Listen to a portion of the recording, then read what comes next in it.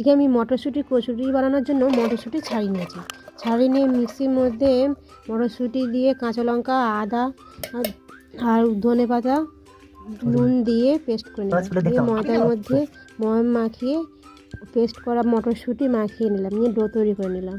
এদিকে আলুর দম তৈরি করার জন্য আলু সেদ্ধ করে নিয়েছি। এবার টমেটো, পেঁয়াজ আর 5 ফোড়ন মশলা দিয়ে কষে নিয়ে আলুর দমটা তৈরি করে নিলাম।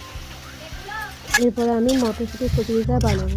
ছোটো ছোটো করে লিচি কেটে নিয়েছি। ছোটো লিচি কেটে নিয়ে বেলে নিচ্ছি, অল্প ময়দা দিয়েই বেলে নিচ্ছি। বেলে নিয়ে কড়ার মধ্যে দিয়ে ভেজে নিচ্ছি।